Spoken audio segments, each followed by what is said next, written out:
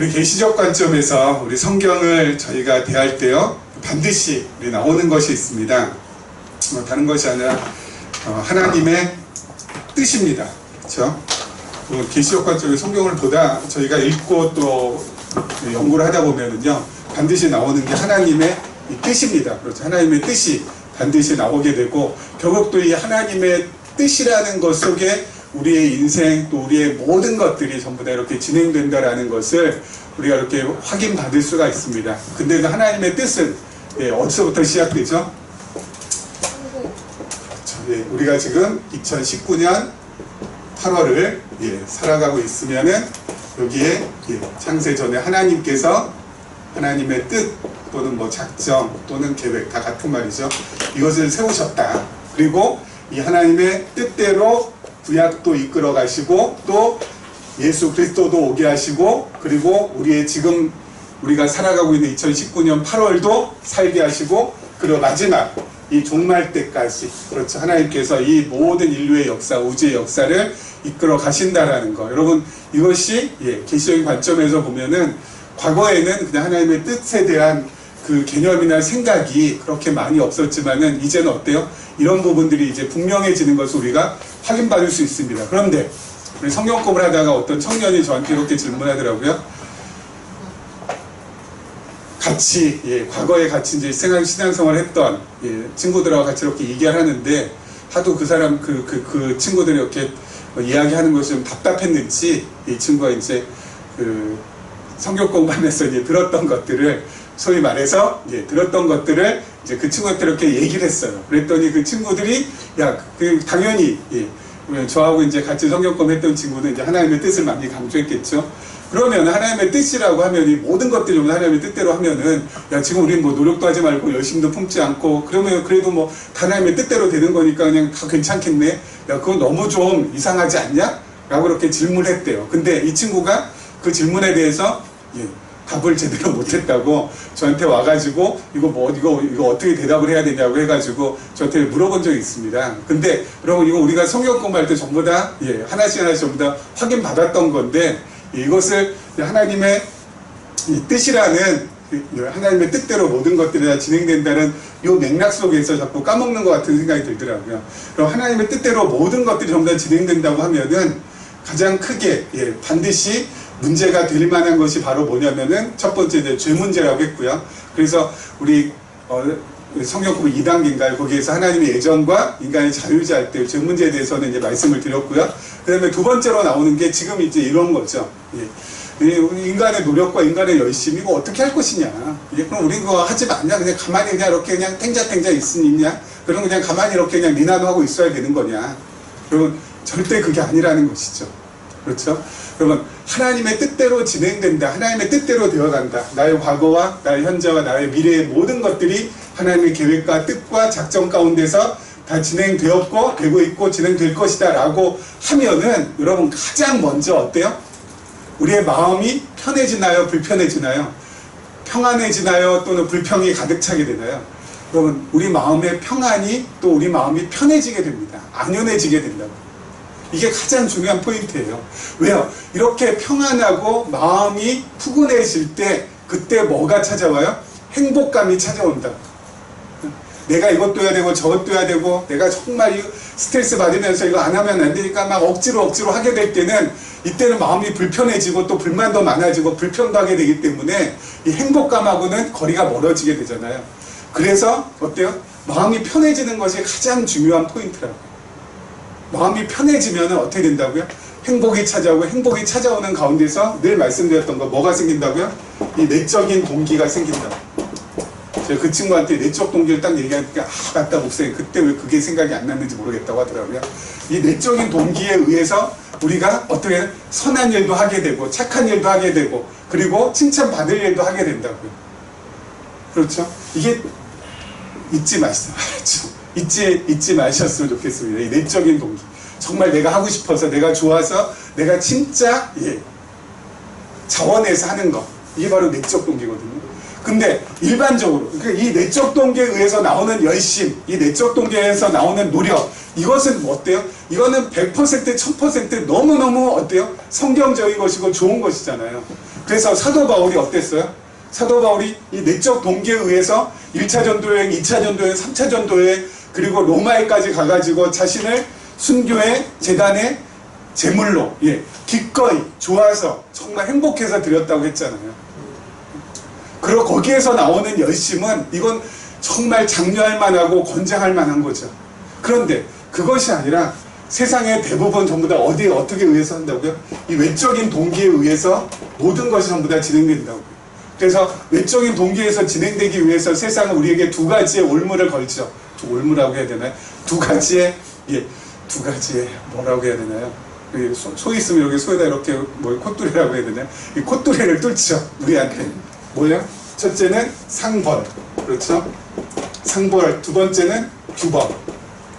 상벌은 뭡니까? 이렇게 하면 상 주고 이렇게 하면 벌 준다. 이렇게 하면 더 큰 보상이 있고 저렇게 하면은 너 보상 하나도 없을 줄 알아. 뭐 이런 식으로 해가지고 자꾸 어때요?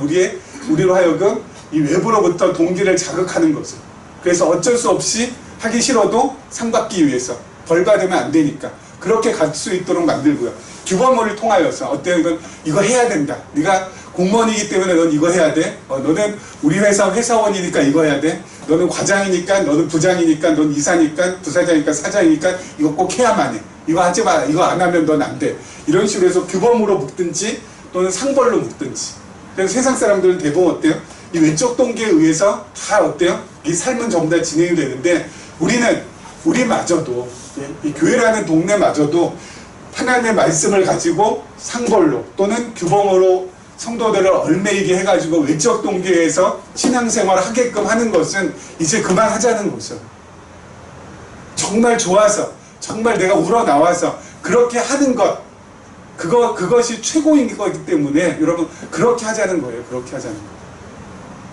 제가 이거 설명하다가 그 친구가 설명하다가 아니 뭐 얘가 없을까? 이거 관계된 좋은 얘가 없을까? 막 이렇게 고민하다가 제가 10년 전인가요? 그 EBS 프로그램에서 그런 게 하나 있었어요. 학교란 무엇인가 해가지고 거기 한 10부작인데 그 10부작 가운데서 제일 마지막에 영국에 있는 한 학교가 소개되는 것을 제가 본 적이 있습니다. 이 교육학 시간에서도 배웠던 그 학교인데요. 여러분 썸머힐 스쿨이라고 혹시 아세요? 영국에 있는 썸머힐이라는 학교거든요. 이 학교는 진짜 표현이 좀 그래서 그렇지만 이거는 학교가 아니에요. 제가 볼 때는 이거는 학교가 아닌데 왜 학교라고 이름 붙였는지 모르겠어요. 왜냐면은요, 한 8살부터, 우리나라 나이로 한 8살부터 한 17살, 18살까지 그렇게 학생들을 이제 모집을 해가지고 하는데 한 지금 100여 년 정도 됐거든요. 이 학교는 그야말로 학생 중심 학교예요. 학생 중심이 얼마나 대단하냐면은요, 학생들이 수업에 들어오고 안 들어오고도 학생들의 자유예요.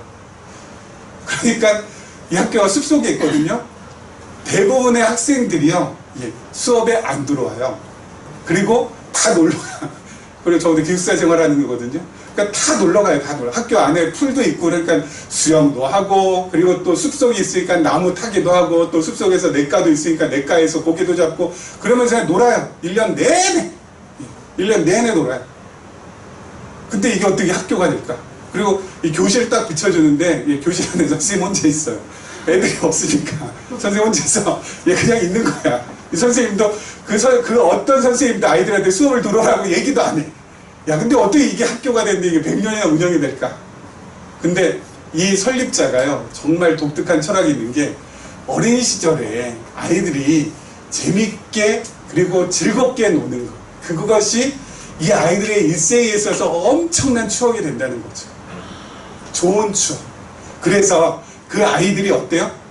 그 좋은 추억을 가지면은 이 행복감을 가지고 자기 일을 잘 버텨내고 또 해낼 수 있다라는 것이 이 설립자, 썸머힐 학교의 설립자의 이 취지예요. 근데 정말 놀라운 것은 뭐냐면은요, 행동장애가 있는 아이들도 그 학교에 추천받아서 와서 노는 거죠. 친구들하고 완전히 놀고 다 자율적으로 하는 거니까 막 노는데, 놀라운 것 하나는 뭐냐면은 한 13살 정도 되니까 아이들이 수업에 들어와요. 8살, 9살, 10살, 11살, 한 3, 4년 실컷 놀다가 한 13살, 14살 그 정도 되니까 애들이 수업에 자발적으로 들어와요. 근데 이 놀라운 것이 뭐냐면은 그렇게 수업에 들어온 아이들이요, 다른 공립학교에서 한 4년 정도 배워야 될 것을 2년에 아주 퍼펙트하게 마친대요. 그 이유가 뭐겠어요? 내적인 동기. 예. 하고 싶어서 지들이 공부하고 싶어서 들어온 애들이잖아요. 누가 시켜서 들어오는 게 아니라, 억지로 들어온 게 아니라 정말 좋아서 즐거워서, 야 이제 우리가 놀 만큼 놀았으니까 이제 한번 공부 좀 하자 라는 그런 마음을 가지고 들어왔기 때문에 그 어떤 학교에 있는 학생들보다도 집중력 있게, 그리고 진짜 우수하게 공부를 한대요. 그래서 한 10여 년 전의 영상인데, 제가 뭐 최근에 이 학교 하면 어떻게 됐나 했더니 100주년 됐더라고 올해. 진짜 행복하니까 어때요? 이게 나와요. 이게 내적인 동기라는 게 반드시 나오게 돼 있어요. 그리고 그걸로 어때요? 우리가 살아가게 돼 있어요. 그래서 우리가 사는 거예요. 이게 제일 중요합니다. 이게 제일 중요해요. 제가 늘 말씀드리죠. 그럼 오늘 본문 말씀도 우리 지난 시간에 잠깐 말씀드린 것처럼 막 예수님께서 바리새인들하고 서기관들 될 때 화 있을진저 막 너희 막 그냥 저주하고 막 이렇게 퍼부으니까 우리가 이 말씀을 잘못 알아들어 가지고 야 바리새인들처럼 저렇게 하면 안 되고 서기관들처럼 저렇게 하면 안 되는 거구나. 우리가 정말 정신 똑바로 차리고 어떻게 해요? 우리는 한번 잘해야 되겠구나 라고 오늘 이 말씀을 규범으로 여기면은 자꾸 이 외적인 동기가 자꾸 들어간대요. 여러분, 외적인 동기에 의해서 움직이는 것은 자발성이 없기 때문에 어떻게 돼요? 오래 못 가요. 일시적이에요. 그리고 또 이 외적인 동기는 자꾸 어때요? 그 일시적으로 딱 끝나는 그것으로 딱 끝나니까 그 다음에도 움직이려면 또 다른 외적인 동기가 또 들어와야 되는데 이것보다는 더 강력한 게 계속 들어와야 돼요. 계속. 근데 더 중요한 건 제가 늘 말씀드린 것처럼 외적인 동기에 의해서 계속 살아가는 인생은 자기 삶을 살아가는 게 아니잖아요. 누구에 의해서 매여서 살아가는 거기 때문에 나중에 7순이 넘고 8순이 넘으면은 그러면서 자신의 인생을 돌아볼 때 이렇게만 살아온 사람들은 어때요? 이게 내가 없는 거죠. 내가 없는 거죠. 그래서 여기에서 우리가 좀 벗어나야 되는 거죠. 근데 성경은 여기서 벗어나게 해준다면 오늘 말씀도요. 제가 오늘 말씀도 이렇게 23장의 말씀을 저희가 듣고 여러분 우리가 다 이렇게 하십시다. 여러분 우리가 막 11조도 내야 됩니다. 여러분 또 예수님이 말씀하신 대로 맹세한 건 반드시 지켜야 됩니다. 제가 그렇게 해서 여러분들이 맹세하고 약속한 거 반드시 지키고 11조 꼬박꼬박하고 만약에 그런다면은 여러분 그거는 성경이 아니라니까요. 성경에 의해서 진행된 신앙생활이 아니라니까요. 물론 또 그런 말씀도 아니고요. 오늘 말씀을 듣고 어때요? 우리가 간직해야 될 것 한 가지는 뭐예요? 그냥 마음 편해지시면 돼요. 예? 마음 좀 편해지시고 예? 세상에 지금 뭐 일본하고 경제전쟁이 일어나서 뭐 난리치고 있고 그리고 또 내가 지금 원하는 것 또 내가 또 계획한 거 그렇게 지금 뜻대로 안 되고 있는 것들이 있다. 예? 여러분 다 그럴 수 있어요. 다 그럴 수 있어요. 왜? 하나님께서 지금 이 온 우리의 개인사뿐 아니라 예, 우리의 나라의 역사도 하나님께서 지금 진행하고 가 계시는 거고 하나님의 뜻대로 말씀드렸더니 다 되는 거잖아요 지금. 그래서 하나님께서 우리를 통하여서 하나님을 더욱더 알아가게 하기 위한 이 방편으로서 예, 방법으로서 이렇게 저렇게 하나님께서 지금 움직여 가시는 거니까 그 속에서 우리가 막 이렇게 막 전쟁이 길어져서 우리나라 경제가 확 무너지면 어떡할까 그 염려할 필요도 없고요. 그걸 통해서 우리가 어때요? 하나님께서 우리나라가 아무리 애쓴다고 해도 하나님이 한번 일본 마음을 완악하게 하면은 다 끝장나는 거구나. 진짜 하나님의 손에 모든 것이 전부 다 달렸구나. 하나님 내 일생도 내 인생도 나의 삶도 하나님의 손에 달려있는 것인 줄 제가 믿습니다. 나의 인생 하나님께 드리오니 하나님께서 어때요? 예, 맡아서 진행시켜 주시옵소서 하고 마음을 좀 놓으시라고요. 그게 제일 중요한 포인트. 그렇게 마음이 좀 나아져야지 거기에서 어때요? 예, 평안도 생기고 또 행복감도 생기고 그 행복감이 나로 하여금 어때요? 자원하고 자발적으로 정말 선한 일, 또 하나님께서 원하시는 일, 또 내 스스로도 어때요? 정말 기분 좋은 일을 할 수 있도록 만들어주는 힘이 되는 거예요. 자, 그래서 오늘 한번 말씀을 다시 한번 살펴보도록 하겠습니다. 자, 보겠습니다. 자, 16절 말씀입니다. 화 있을진저 눈먼 인도자여 너희가 말하되 누구든지 성전으로 맹세하면 아무 일 없거니와 성전에 금으로 맹세하면 지킬지라 하는도다. 어리석은 맹인들이여 어느 것이 크냐 그 금이냐 그 금을 거룩하게 하는 성전이냐 너희가 또 이르되 누구든지 제단으로 맹세하면 아무 일 없거니와 그 위에 있는 예물로 맹세하면 지킬지라 하는도다. 맹인들이 어느 것이 크냐? 그 예물이냐? 그 예물을 거룩하게 하는 제단이냐? 지금 눈먼 인도자는 거짓 지도자들 누구예요? 이제 지금 바리새인들하고 서기관들을 지금 지금 이야기하고 있는 것이죠. 그럼 맹세라는 거 이게 구약에서 나오는 거죠. 우리가 구약 성경을 제대로 보지 않으면은 이게 한없이 우리의 삶을 아까 말씀드린 대로 외적인 동기를 강요하는 말씀이 됩니다. 구약 성경을 잘못 접근하게 되면은요. 그럼 구약 성경은 크게 딱 두 가지 생각하시면 돼요. 두 가지만. 구약을 딱 바라볼 때 이거 절대 놓치지 마. 이 두 가지만 생각하시면은 제대로 접근할 수 있어요. 구약 성경 첫째는 성부 하나님을 계시하시는 말씀이다. 그래서 성부 하나님의 존재와 그리고 성품과 그리고 사역을 우리가 구약 성경을 통하여서 확인받으면 돼요. 한 성부 하나님의 존재로 확인받거나 또는 그 성품이 무엇인지로 확인받거나 또는 그 하시는 일이 무엇인지를 우리가 확인받으면은 우리 마음이 어떻게 돼요? 하나님으로 인하여서 정말 마음이 든든해지고 그 하나님으로 인하여서 마음의 평안을 누릴 수가 있게 되고요. 또 하나 구약 성경은 두 번째는 성자 예수 그리스도.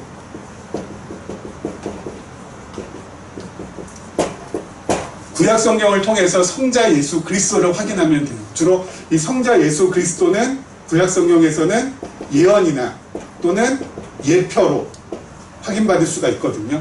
오늘 맹세와 관계된 것은 예표예요. 예표. 예표라는 것은 뭐냐면은 미리 표시해 준다는 거거든요. 미리 표시해 준다. 뭘 미리 표시해 준다는 걸까요? 구약 성경에서 메시아, 그리스도, 예수가 이 땅에 오셔서 하실 일을 미리 표시해 준다라는 거예요. 그게 바로 뭐라고요? 맹세. 그래서 구약 성경에 맹세와 관계된 게 참 많아요. 예를 들어서 여러분 룻기에 보면은요, 보아스가 이 룻에게 룻기 3장인가요? 맹세를 합니다. 무슨 맹세를 하냐면은 룻을 아내로 맞아들이겠다라는 그러한 맹세를 합니다. 근데 그 맹세대로 어떻게 돼요? 보아스가 룻을 아내로 맞아들이게 돼요. 그리고 또 사무엘상에 보면은 다윗이 사울왕 앞에서 맹세하는 것이 있습니다. 뭐냐면은 사울왕의 이름을 먹칠하지 않고 그리고 사울왕의 후손들을 본인이 선대하겠다고 맹세하거든요. 그것처럼 다윗이 사울왕이 자기한테 정말 모질게 있어도 사울왕의 이름을 갖다가 훼손시키지 않고 또 사울왕의 아들, 물론 누구죠? 다윗하고 늘 짝꿍 이뤘던 요나단이 죽고 요나단의 아들이 있었어요. 무비보셋이라고. 도망가다가 이 다리가 다쳐가지고 쩔렁쩔렁 했었거든요. 근데 그 무비보셋, 어떻게 보면은 사울왕의 손자잖아요. 그래서 사울은 자기 모질게 했던 사람인데 다윗이 그 무비보셋을 자신이 먹는 식탁에서 평생도록 함께 먹을 수 있도록 거의 자신의 왕자처럼 대우해줘요. 그래서 그 맹세를 갖다가 어때요? 지켜요. 보아스도 그 맹세를 지켜서 룻을 아내로 나중에 맞아들이게 되고요.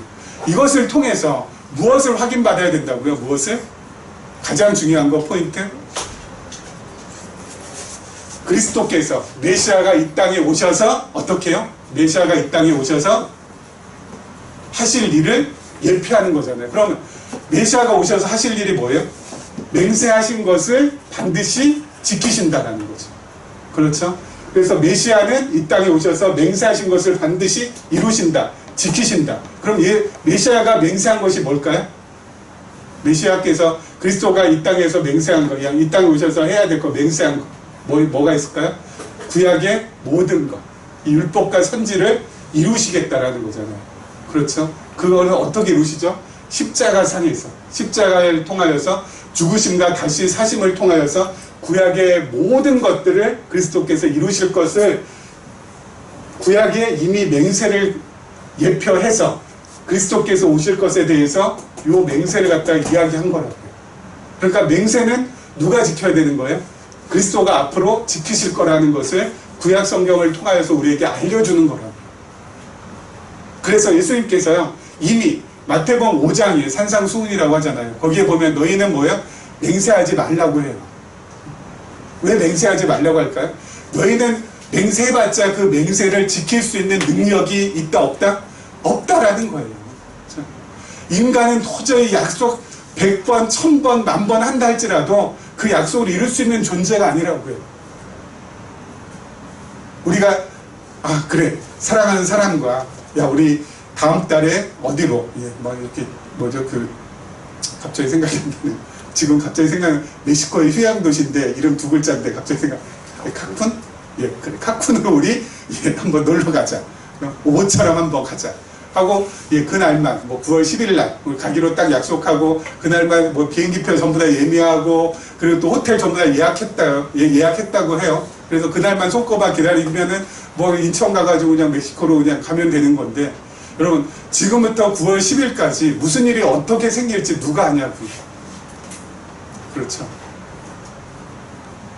아무도 몰라요. 오늘 저녁에 하나님께서 나의 목숨을 걷어가시면은 그 약속 어때요? 말짱 꽝 되는 거죠. 여러분 인간은 맹세를 이룰 수 있는 존재가 아니에요. 왜? 무능하기 때문에.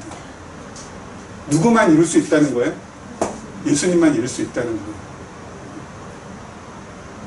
거예요. 그것이 제일 중요한 포인트예요. 예수님께서 맹세를 이루셨기 때문에 우리가 지금 구원받을 수 있는 거고, 우리가 지금 영생을 얻을 수 있었던 것이고, 우리가 지금 그리스도 안에서 살 수 있는 거예요. 그래서 성경에 딱 맹세 나오면 뭐야? 이거는 정말 그리스도께서 이 맹세, 우리는 전혀 이룰 수 없지만은 그리스도께서 이루셨기 때문에 내가 지금 이렇게 살고 있는 것이지. 그것을 우리가 자꾸 어때요? 볼 수 있어야 돼요. 그게 아니라 그래, 맹세한 거 반드시 지키라고 했으니까 내가 무슨 일이 있어도 지켜야지. 그때부터는 어때요? 내 마음의 평안도 없어지고 내 마음의 즐거움도 없어지고 기쁨도 점도 없어지잖아요. 맹세와 비슷한 게 소원이라는 것도 있어요. 구약 성경에 소원, 맹세 비슷한데 소원도 반드시 지켜야 안 지켜요? 지키죠. 구약 성경에 보면은. 이걸 통하여서 뭐예요? 그리스도께서 십자가 소원 이루신다라는 뜻이거든요. 근데 이것을 또 우리가 또 지금 살면서 이걸 또 잘못 이해해서, 저희 신학교 동기 중에 이 서원해가지고 억지로 신학교에 와가지고 공부했던 친구들이 한둘이 아니었어요. 어떻게 같이 이렇게 이제 모여서 얘기하잖아요. 그럼 어떻게 전사님 어떻게 신학대학원에 입학하셔야 됐어요? 저는 진짜 오기 싫은데 우리 부친께서 제가 어릴 때 하나님께 주의 종으로 저를 삼겠다고 서원하시는 바람에 진짜 도망가고 싶은데 도망가지도 못하고 막 그런다고. 그리고 또 어떻게 보냐면 자기가 아플 때 본인이 소원했대. 목사님 앞에서 뭘 소원했는데 이 병 나으면은 반드시 신학교 가겠다. 그래서 왔다고. 안 와도 돼요. 이거는 주님께서 이루실 것이지 우리가 이룰 게 아니라니까요. 무슨 말씀인지 아시겠죠? 주님께서 이루실 것이지 우리가 이룰 수 있는 것이 아니라니까요. 우리는 아무것도 할 수 없는 존재예요. 전적인 무능력자. 전적으로 타락한 인간인데 하긴 뭐래요. 아무것도 할 수 없어요. 주님께서 하시겠다. 그러니까 성경에 보면 소원하라, 맹세하라 이런 거 나오면 우리 주님께서 이거 전부 다 하셨지. 주님께서 이거 전부 다, 예수님께서 이거 전부 다 하시라고 얼마나 고생 많으셨을까. 그 고생 덕분에, 그 수고 덕분에 내가 지금 존재하고 내가 지금 이렇게 있게 된 거지. 그러면서 어때요? 마음을 가라앉히시면 된다고. 내가 하려고 애쓰지 마시고. 자, 계속해서 한번 볼까요? 자, 그런데 그렇게 맹세하지 말라고 했는데 이 바리새인들은 뭐라고 했냐면요, 여기 지금 바리새인들 서기관들은 맹세의 형식 가지고도 어때요? 이렇게 저렇게 조물락조물락 하는 거예요. 그래서 어리석은 맹인들이 어느 것이 성전으로 맹세하면 아무 일 없거든요. 그러니까 성전으로 맹세하면 맹세해도 맹세 안 지켜도 된다. 하지만 뭘로 맹세하면 반드시 지키라고 가르쳤다고요? 성전의 금으로 맹세하면은 반드시 지켜야 되고, 재단에 맹세하면 안 지켜도 되지만은 그 위에 있는 예물로 맹세하면 반드시 지키라. 그러니까 자기들이 임의로 알아서 이렇게 저렇게 정하라는 건데 결국은 뭐예요? 지켜야 된다라고 지금 이야기하고 있는 거죠. 본인들도 못 지킬 거 지금 백성들한테도 그렇게 지키라고 강요하고 있는 거죠. 자, 보세요. 20절부터 22절. 그러므로 제단으로 맹세하는 자는 제단과 그 위에 있는 모든 것으로 맹세하며, 또 성전으로 맹세하는 자는 성전과 그 안에 계신 이로 맹세하며, 또 하늘로 맹세하는 자는 하나님의 보좌와 그 위에 앉으신 이로 맹세함이니라. 말씀 보니까 좀 이상하지 않아요? 분명히 예수님께서 마태복음 5장에 맹세하지 말라고 했는데 여기 지금 다시 또 뭐야? 23장에 와서는 재단으로 맹세하는 자는 재단 거기에는 모든 걸 맹세하며 성전으로 맹세하는 자는 성전과 그 안에 계신 이로 맹세하며 또 하늘로 맹세하는 자는 하늘의 보좌와 그 위에 앉으신 이로 맹세하미라. 이거 맹세하라는 거예요? 맹세하지 말라는 거예요? 얼핏 보기엔 맹세하라는 것처럼 보이시죠? 자, 그러니까 여러분 이 맥락을 잘 보고 따라오셔야 돼요. 우리 지난번에 22장에서 한 율법사가 와가지고 예수님한테 질문하잖아요. 계명 중에 가장 큰 것이 뭐냐고 예수님을 시험해가지고 질문하는데 예수님께서 가장 큰 계명을 말씀하신 것이 아니라 구약성경에 있는 모든 계명을 축약하고 요약하고 정리해서 딱 두 마디로 어때요? 말씀해 주셨잖아요. 그게 바로 뭐였죠? 너희는 목숨을 다하고 뜻을 다하고 목숨을 다하고 뜻을 다하고 마음을 다하여서 너희 주 하나님을 사랑하라. 그리고 또 하나는 내 이웃을 내 자신과 같이 내 몸과 같이 사랑하라. 그죠? 이게 크고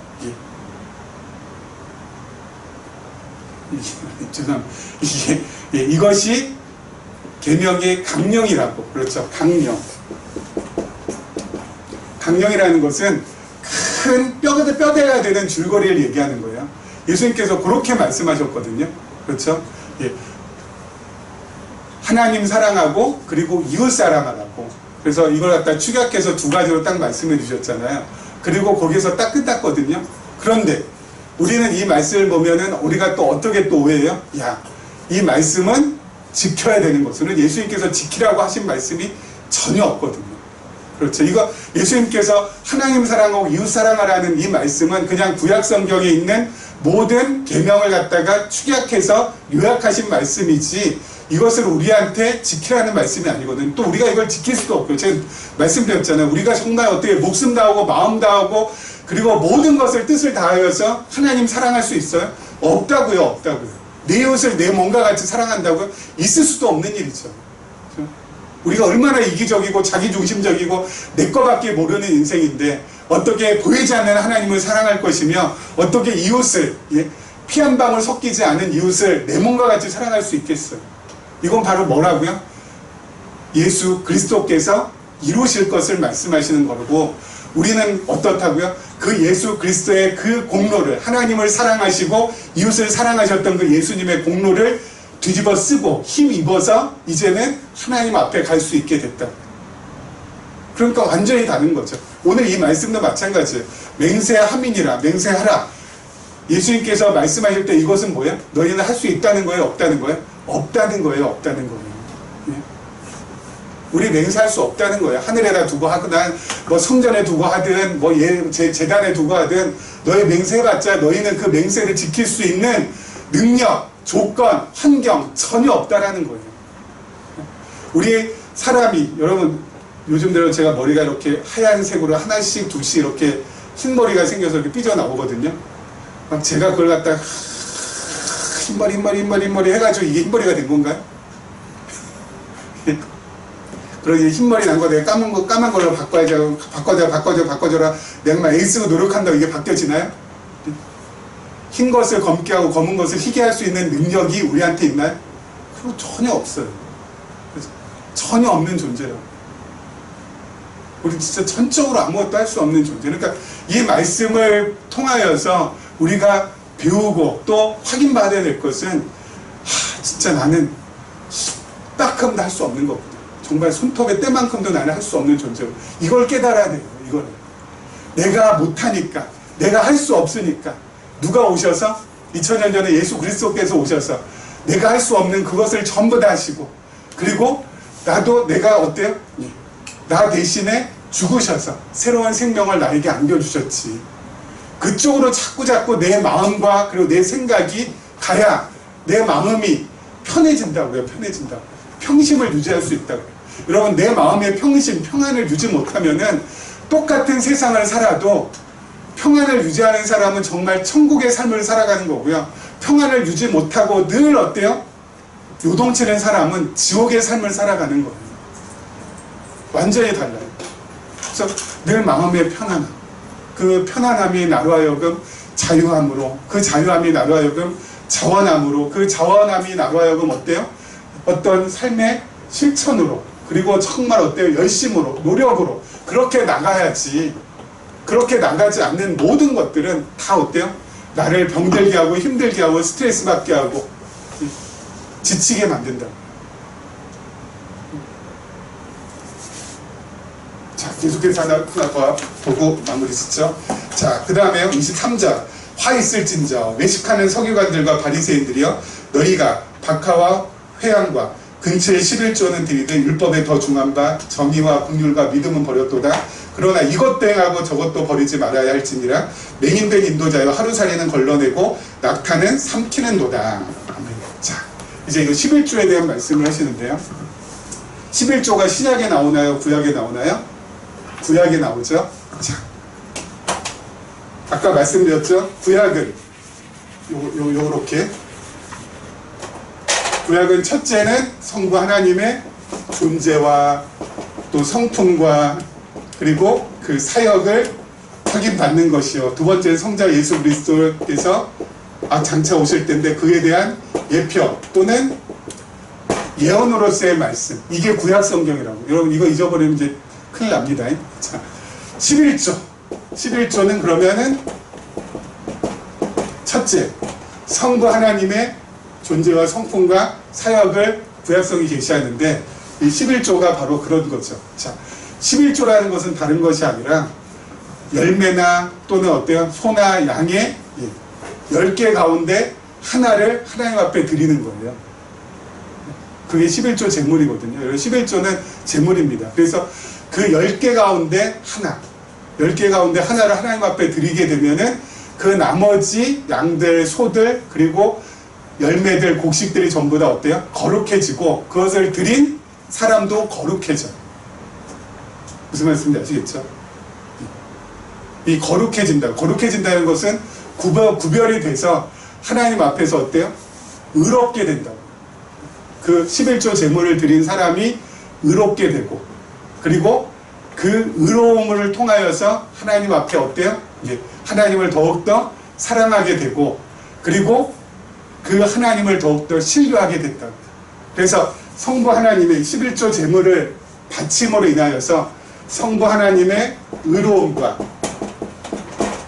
그리고 사랑과 그리고 하나님을 향한 믿음, 신뢰, 요것이 어때요? 깨닫게 된다. 깨닫게 된다. 그래서 의, 인, 신. 근데 이게 옛날 성경에는 의, 인, 신이라고 되어 있는데 지금 성경은 뭐라고 되어 있어요? 정의와 그리고 긍휼과 그리고 믿음이라고 나왔죠. 그게 바로 의, 인, 신.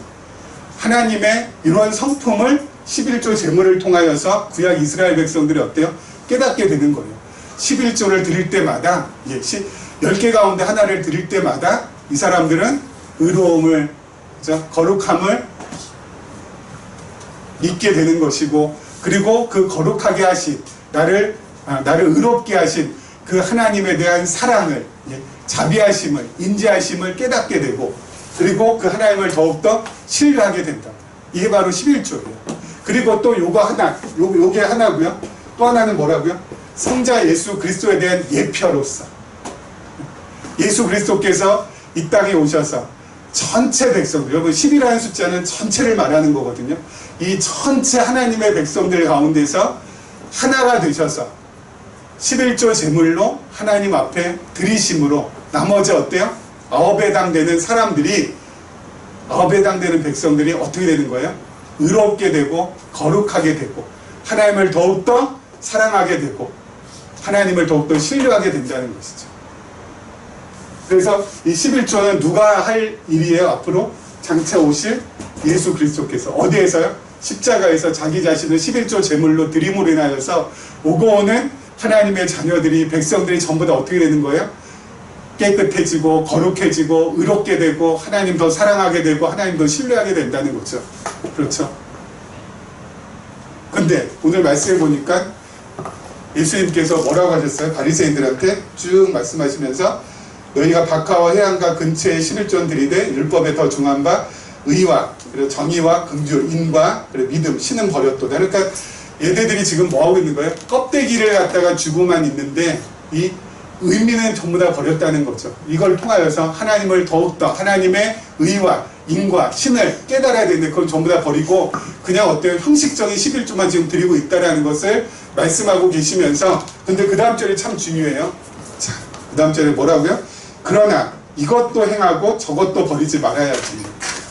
그래서 11조 주의자들이 봐라, 예수님께서 이것도 행하고 뭐예요? 형식적으로도 이 11조 이것도 드려야 되고 이것도 행해야 되고, 저건 뭐예요? 그 의미적인 부분도 인신 이것도 버리지 말라고 하시지 않았느냐. 그래서 지금도 어때요? 11조는 유효하다라고 얘기하고 있어요. 이거 어떻게 해야 되죠? 자, 지금 예수님께서 바리새인들하고 서기관들한테 지금 말씀하실 그 때는 아직 어때요? 예수님께서 11조 제물로 하나님 앞에 드린 바 되기 전이죠. 지금이죠. 예수님 지금 아직 11조, 아직 지금 십자가 지시기 전이잖아요. 그렇기 때문에 지금 십자가 지시기 전이기 때문에 이것도 행하고 저것도 행하라고 하시는 거라고. 예수님께서 십자가를 지신 다음에 예수님께서 친히 11조가 되셔서, 그렇죠? 11조 제물이 되셔서 이제 더 이상 어때요? 이 세상에는 11조는 없어지게 되는 거죠. 근데 예수님께서 말씀하실 때는 언제예요? 11조 제물이 되시기 전, 십자가를 지금 지시기 전이기 때문에 이것도 행하고 저것도 하라고 말씀하시는 것이죠. 그럼 지금은 뭐예요? 지금은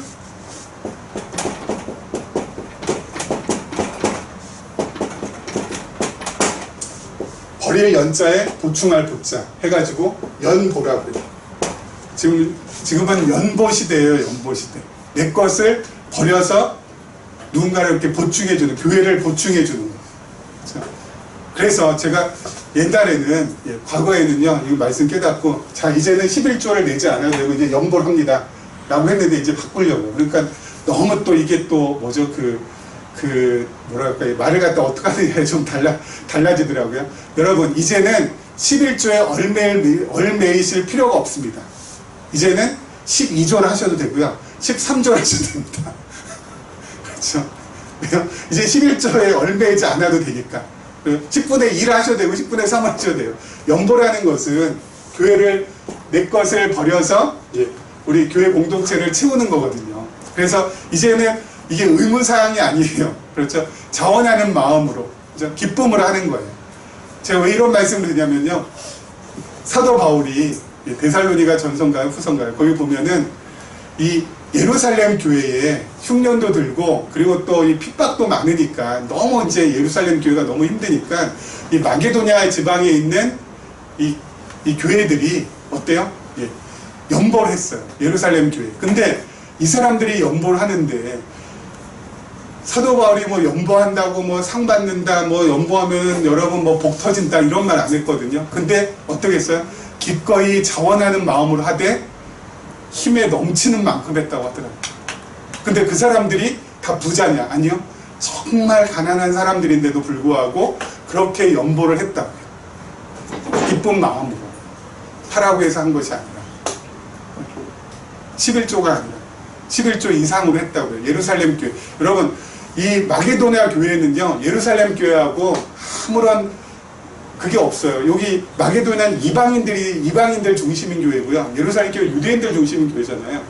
이 사람들이 이방인들이 이 유대인들에 대해서, 이민족에 대해서 이방인들 눈에 보면은 이 유태인들은 그야말로 피한 바로 섞이지 않는 그런 사람인데도 불구하고 그렇게 어때요? 자신들의 열과 성을 다해서 했다고. 왜요? 가장 큰 이유는 하나님의 말씀을 통하여서, 사도 바울이 증거한 하나님의 말씀을 통하여서 예수가 그리스도라는 것이 확인이 되고 입증이 되니까 그 마음이 어때요? 기쁨이 흘러 넘치고 감사함이 흘러 넘치니까 자기 것을 정말 저 말리 땅에 있는, 이역 말리에 있는 그 한 번도 생명 부지인 예루살렘 교회 성도들 위하여서 자기 것을 털어낸다고요. 이게 하나님께서 하시는 일이죠. 우리도 마찬가지. 연보라는 것은 버린다는 것, 내 것을 버려서 보충해 준다는 것. 그래서 이제 우리는 11조에 매일 필요는 없고요. 11조 이상으로 하셔도 돼요. 또 이런 얘기하면 또 다 11조 이상으로 또 김목사가 또 저것도 복음을 또 변질한다고 할까봐 11조 이상으로 하셔도 이제 되고요. 그리고 11조 이하로 하셔도 괜찮아요. 그렇죠. 도저히 뭐 나는 형편상 난 도저히 안 되고 그럼 11조 이하로 하셔도 되고 그리고 또 이번 한 달 동안은 정말 아무것도 남는 것이 없습니다. 그러면 안 하셔도 누가 뭐라고 하겠어요. 그렇죠. 그래서 이 모든 것은 어때요? 마음에 원하는 대로 내 마음에 자원하는 대로 하시면 된다. 이제는 11조에 매일 필요가 없는 시대고 아까도 말씀드린 대로 이 내적 동기에 의해서 내가 정말 원해서 하는 것 또 뭐 형편이 안 되면은 못할 수도 있는 거 또 못한다고 해서 뭐 날치거나 그런 거 아니라는 거예요. 또 많이 한다고 해서 우쭈쭈 이것도 아니라고. 왜요? 다 하나님께서 마음 주셔서 한 거기 때문에 하나님 앞에 드린 다음에도 우리가 연보를 한 다음에도 어때요? 그것이 내 자랑거리가 될 수 없죠. 야, 내가 이렇게 연보를 할 수 있다는 이 자체가 이거 진짜 하나님 살아계신 게 맞구나. 내가 얼마나 돈을 갖다가 정말 좋아하고 내가 정말 이 재물을 갖다가 사랑하는 사람인데 이 내 것을 갖다가 버린다? 내 것을 내 호주머니를 턴다? 내 호주머니를 헌신한다? 야, 이것은 내 힘으로 된 것이 아니구나. 하나님께서 전적으로 100% 1000% 그 은혜로 힘을 주셔서 된 거구나 하고 하나님께 감사하고 하나님께 찬양하시면서 하면 되는 거예요. 그러니까 여러분 신앙생활이라는 것은 이렇게 어때요? 물 흘러가듯이 순리대로 평안하게 가면 되는 거죠. 예수님께서도 그것이고요. 늘 말씀드리지만 늘 기억하실 것은 말씀을 통하여서 늘 마음의 평신. 그렇죠? 아까 처음에 말씀하신 대로 지금 내 형편, 내 어려움, 또 나한테 닥치고 있는 이 답답함 이럴지라도 하나님의 뜻대로 된 것이니 하나님의 뜻 가운데서 된 것이니 제가 모든 것을 어때요? 받아들입니다. 하나님 이것을 통하여서 다시 한번 하나님께 가까이 나가는 계기가 될 수만 있다면 얼마든지 받아들일 수 있겠습니다. 하나님 나를 기억하여 주시고 나와 함께하여 주시고 매일매일 하나님을 깨닫는 삶을 살아가게 하옵소서 하면서 늘 이런 마음의 평심을 가지시고 살아가시는 것이 가장 지혜로운 것이고요. 가장 지혜롭지 못하는 것은 뭐예요? 하나님의 뜻이고 나발이고 없어요. 이거 지금 나한테 있어서 왜 나한테 이런 일이 생긴 거야 하면서 계속 속상하고 계속 스트레스 받고 계속 힘들어하고 이것은 완전히 어때요? 하나님과 동떨어진 삶을 사는 것이니까 그렇게 가지 않도록 하나님 앞에 기도하면서 나아가셨으면 좋겠습니다. 이런 은혜가 우리 모두에게 임하기를 주님의 이름으로 부탁을 드립니다. 기도하겠습니다.